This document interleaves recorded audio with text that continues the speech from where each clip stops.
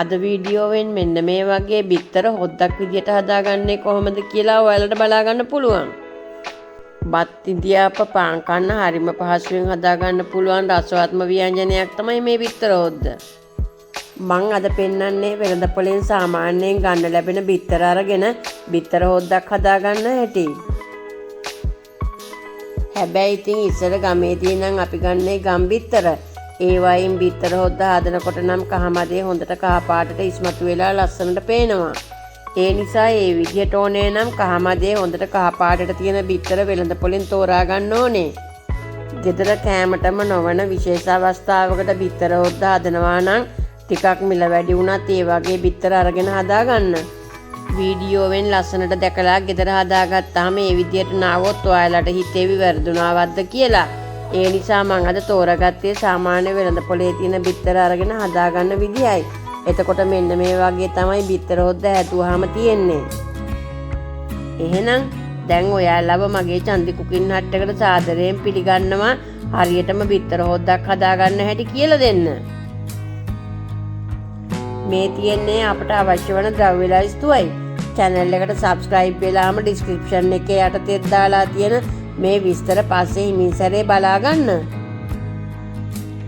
බිත්තර තුනකින් බිත්තර හොද්දක් හදාගන්නදී අපිට ඕන කරන දේවල් තමයි මෙතන තියෙන්නේ. මෙතන බිත්තර තුනක් තියෙනවා. ලොකු තක්කාලි ගෙඩි දෙකක් හීනියට කපාගෙන තියෙනවා.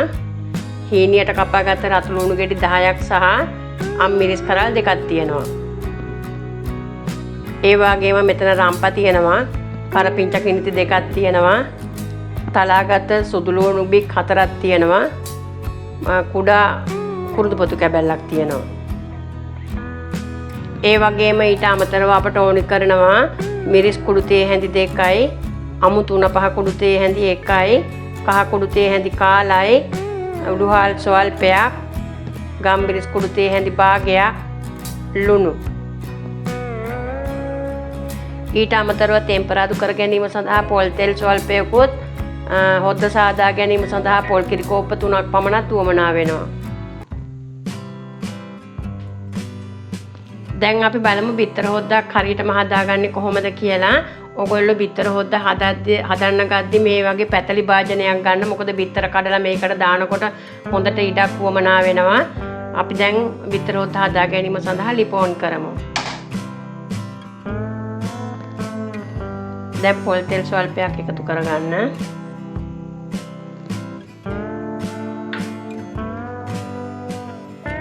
දැන් තෙල් රත් වෙලා තියෙන්නේ. දැන් රම්ප කරපිංච ටික දාගන්න. ඇඟට තෙල් විසිනවා පරිස්සමෙන්. මේ තලාගත්ත සුදු ලුණු බික් 4ක් දාගනිමු. කුරුදු පොතු කැබැල්ලක් දාගන්න.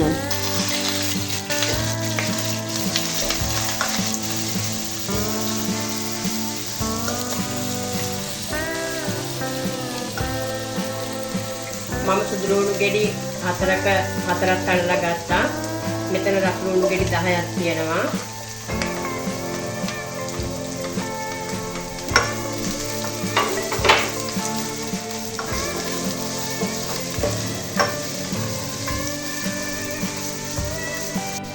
සාමාන්‍ය ගින්දරේ උයා ගන්න. ලාරන් වල පැහැස් වෙනකම් බැද ගන්න ඕනේ රතු ටික. හොඳ සුවඳක් එනවා.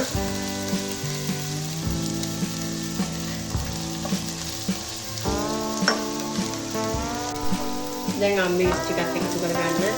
විනාඩියක් විතර ගියාට පස්සේ අම්මිරිස් ටික එකතු කරගන්න ලුණු දාලා. හැඳි ගන්න.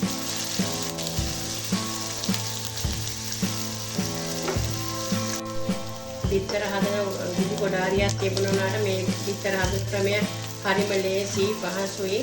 ඔයාලට හදලා බලන්න පුළුවන්. මිරිස් කුඩු තේ හැඳි 2යි,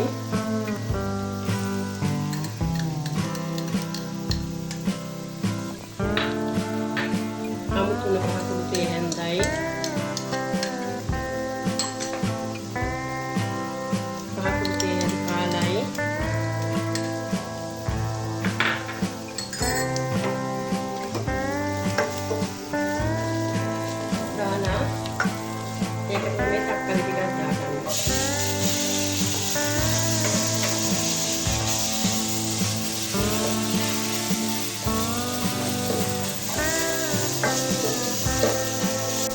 දැන් මේ පොල් පිටි ටික එකතු කරගන්න.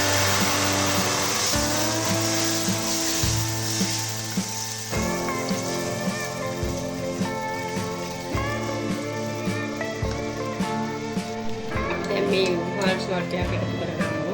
මම උහල් දාන්නේ කුඩු මොකද අපේ ගෙදර අය කැමති නැහැ උහල් හැට හැපෙනවට. මම ඒ හින්දා දාගන්නේ කුඩු. ඒ වගේම ලුණු ටිකක් එකතු කරගන්න. දැන් මේක උතුරනකම් තියාගන්න.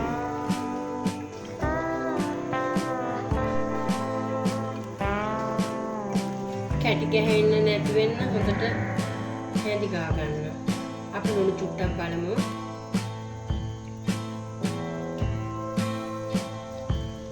ලුණු චුට්ටක් මැදි අපි ලුණු චුට්ටක් දාගමු.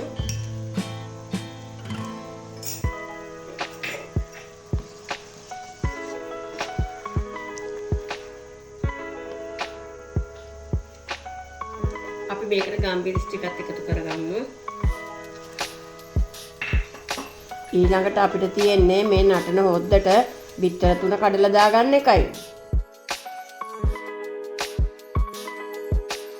බිත්තර කඩනකොට මුලින් වෙනම භාජන වලට කඩලා බිත්තර නරක් වෙලාද නැද්ද කියලා බලලා හොඳ නම් තමයි හොද්දට දාගන්න ඕනේ. දැන් හොඳට හොද්ද උතුරනවා. අපි මේ කඩාගත්ත බිත්තර එක එක මෙහෙම දාගමු.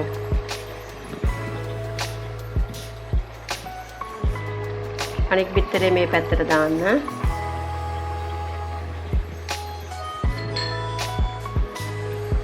අනෙක් බිත්තරේ මෙතෙන්ට දාගන්න. අපි බිත්තර ටික තැම්බෙන්න භාජනයේ චුට්ටක් වහලා තියමු. දැන් අඩු ගින්දරේ ලිප ටිකක් තියාගන්න. විනාඩි 2ක් විතර ගියා. අපි දැන් චුට්ටක් බලමු.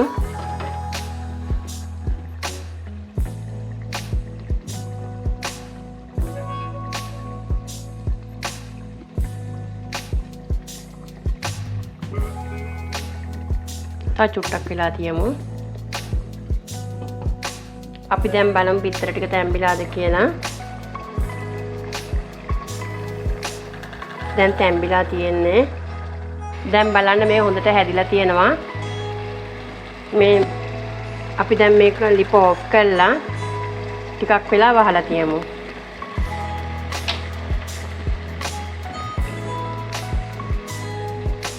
බලන්න දැන් ලස්සනට හැදිලා තියෙනවා. අපි ලිප ඔෆ් කරලා ටික වෙලාවක් වෙනවා.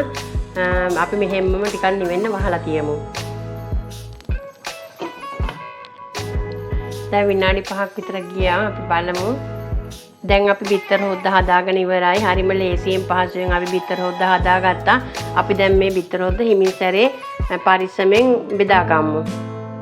මෙන්න මේ වගේ සුදුසු හැන්දක් භාවිතා කරලා බෙදා ගන්න. කෑලි කැඩෙන්නේ නැති වෙන්න හිමින් සැරේ පරිස්සමෙන් තියාගන්න. අපි දැන් මේ හොදි ටිකත් බෙදාගමු.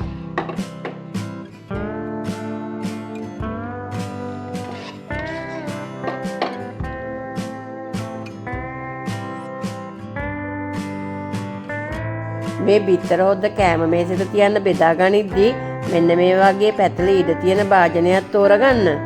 අපේ ගෙදර අය හරි කැමති මේ බිත්තර හොද්ද හැදුවට පස්සේ ගම්බිරිස් කුරු ටිකක් උඩින් ගියා ගන්නවට මම ඒ හින්දා ගම්බිරිස් කුරු ටිකක් මේවා ගිය ගන්නවා. ඕගොල්ලෝ කැමති නම් විතරක් දාගන්න. ඒ වගේම බෙදා ගන්න පහසු වෙන බිත්තර මේ වගේ දෙකට කපා ගන්නත් පුළුවන්.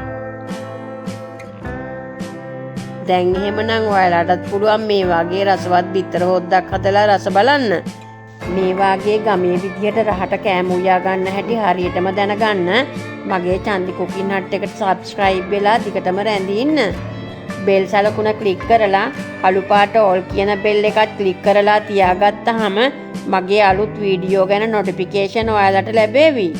වීඩියෝව හොඳ නම් ලයික් එකක් දාලා යාළුවන්ටත් ෂෙයා කරලා පොඩි හරි කමෙන්ට් එකකුත් දාන්න හොඳේ. මම චන්දි. ඔයාලට ලස්සන දවසක්.